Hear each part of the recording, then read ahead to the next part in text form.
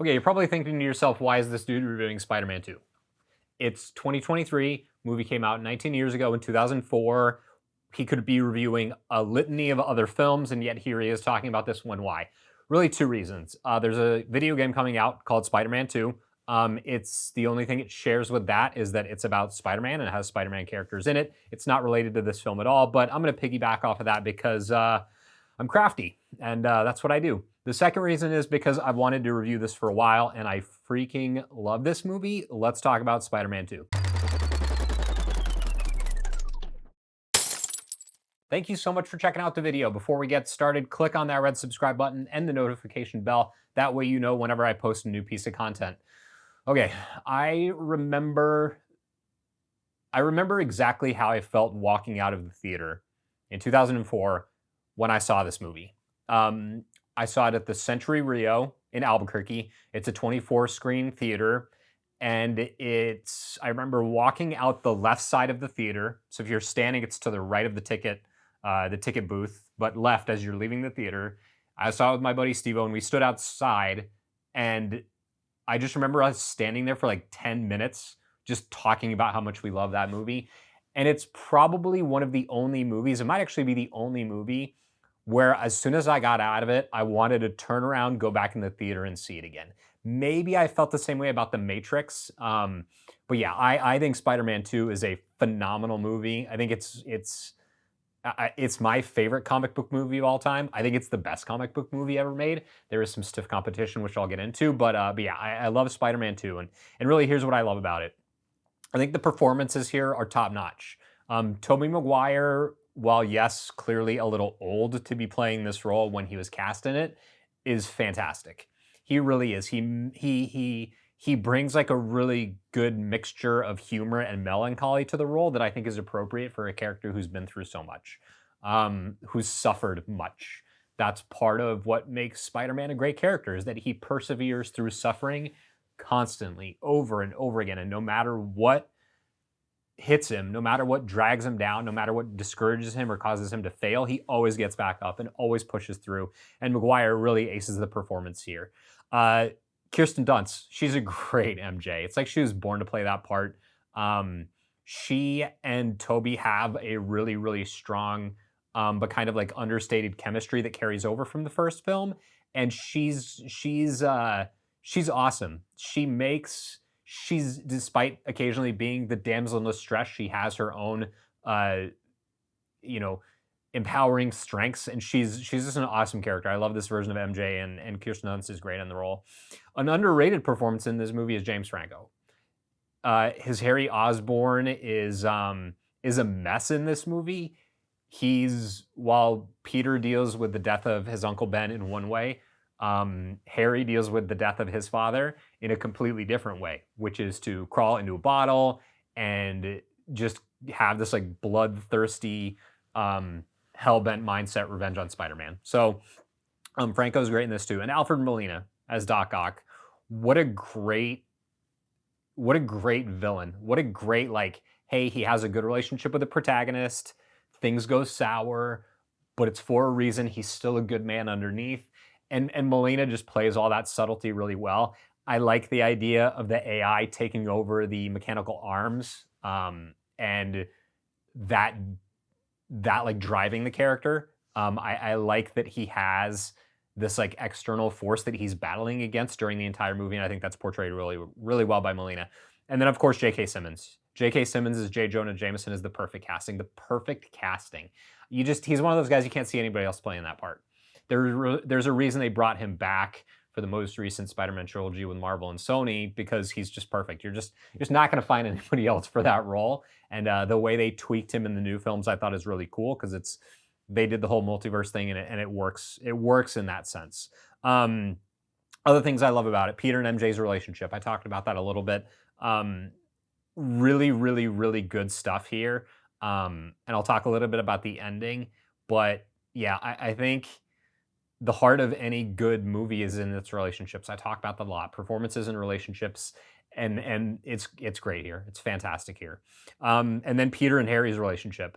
Man, there is so much tension in this movie between these two guys who really do call each other friend, and the ending when you find out, or right before the end when you find out, and Harry finds out that Peter is Spider-Man. That moment, that reveal is so well done, and I love every second of it. The scene where he slaps him at the big banquet event where MJ gets proposed to.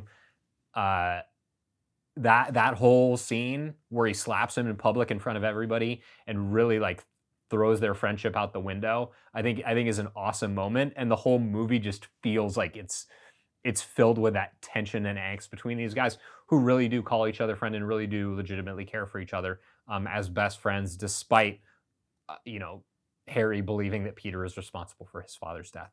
Um, the fight sequences really top to bottom, all of it.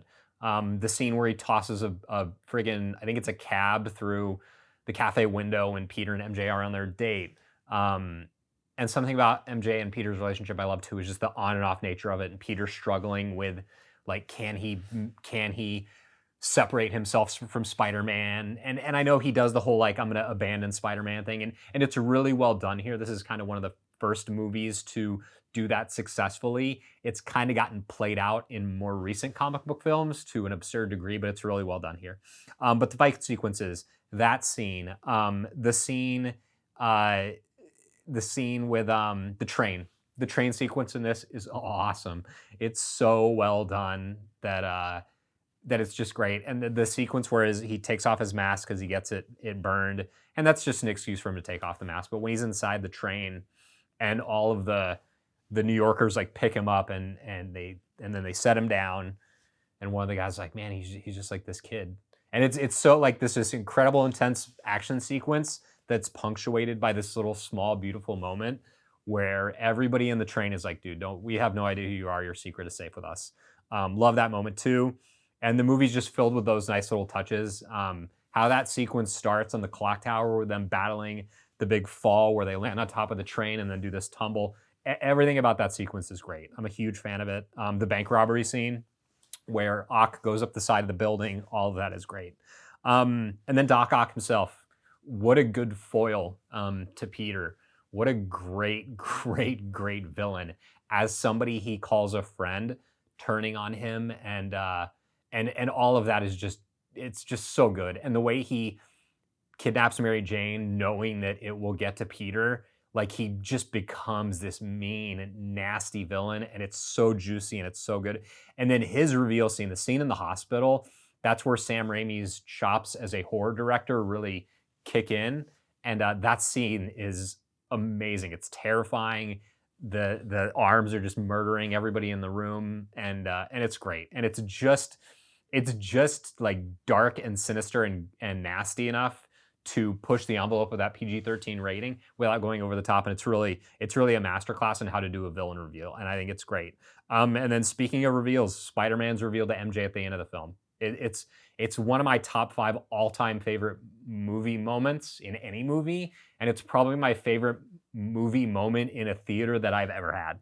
It probably is. It's that scene where she turns around and sees that it's Peter, that it's been him the whole time, and the look on her face as she it's this mixture of shock and pleasant surprise. And then the ramifications that has on their relationship moving forward, I think is just so good.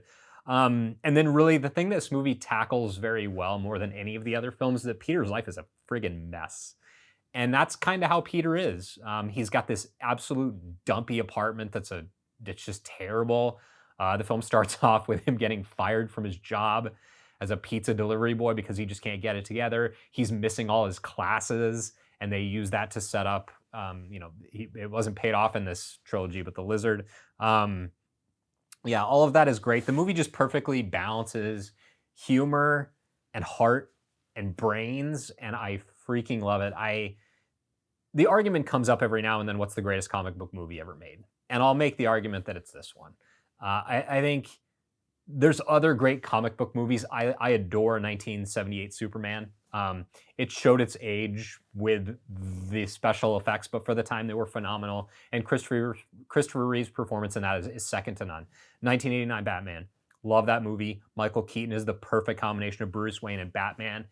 I like the Dark Knight movies a lot. I think that people will make the argument that The Dark Knight is the greatest comic book movie ever made. And to me, that movie is like an 8.5. It's really dragged down by the sequence at the end with the ferry boats. I think that is a little bit overlong and a little bit unnecessarily complex. And there's certain parts of it I like. I like that the Joker actually has a bunch of notes written out, and he's not as chaotic as he wants people to think. It's got a lot of great sequences, but that part of the film kind of drags it down for me a little bit. And then Christian Bale's voice, the Bat voice, is it's awful. It's one of the best. It's one of the worst vocal performances in any movie.